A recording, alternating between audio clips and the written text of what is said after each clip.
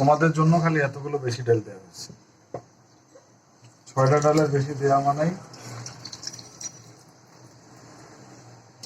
ডালের ব্যবসা করা। বর্তমানে যে বাজার দর আসছে, এতে করে আমাদের এরকম ডাল খাওয়া ছাড়া আর কোনো উপায় আমি দেখতেছি না। সংসার যদি বাঁচাতে হয় আপনারা এই পন্থা অবলম্বন করতে পারেন। এখন আমরা শুধু ডালটা চড়াই দিলাম। ডালের সাথে যেগুলো দেওয়া আছে, দেওয়ার দরকার, সেগুলো আমি এখনই দিয়ে দেবো। পরিমাণ মতো হলুদ আর পরিমাণ মতো লবণ দিয়ে দিলাম। আর কিছুই আপাতত দিতে হবে না।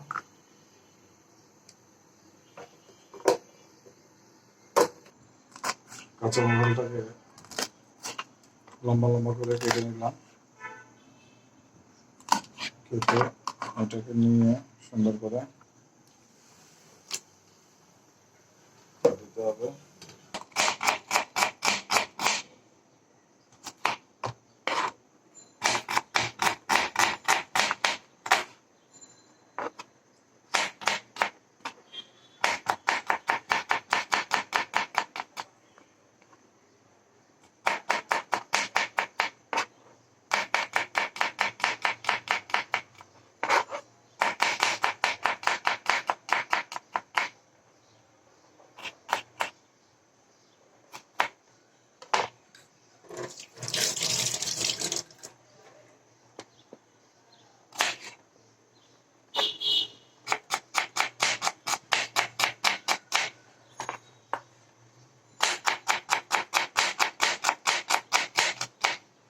এভাবে পেঁয়াজ কুচি করে নিলাম, রসুন কুচি করে নিলাম।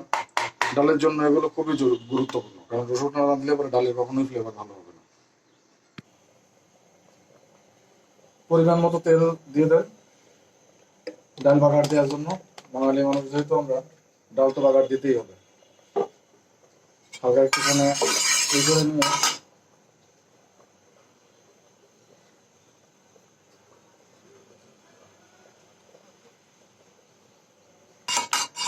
পরিমাণ মতো জিরা দিয়ে দেন। জিরাটা যখন ফোটা শুরু করবে, মনে করবেন যে তেল গরম হয়ে গেছে। অবশ্য গরম হয় না।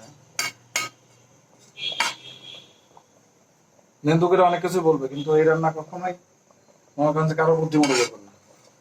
আমি যেভাবে দেখালাম ঠিক সেভাবে রান্না করবেন, তাহলেই স্বাদ আসবে। থামেন।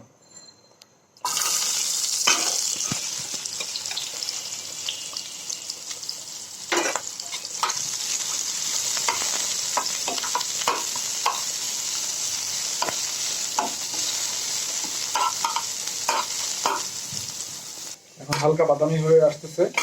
এখন একটু অপেক্ষা করতে হবে যাতে ফুলফিল বাদামি হয়ে যায়। বেশি বাদামি হয়ে গেলে আবার সমস্যা আছে, তখন আবার পোড়া পোড়া দেখা যাবে, ডালের স্বাদ নষ্ট হয়ে যাবে।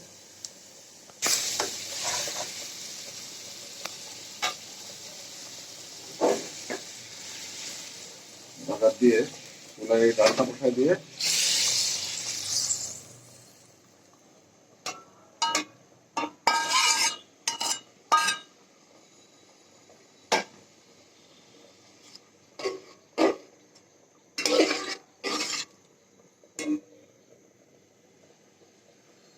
ব্যাস। এখন উতলানোর জন্য যখন চুলায় হাই টেম্পারেচারে রেখে দেন।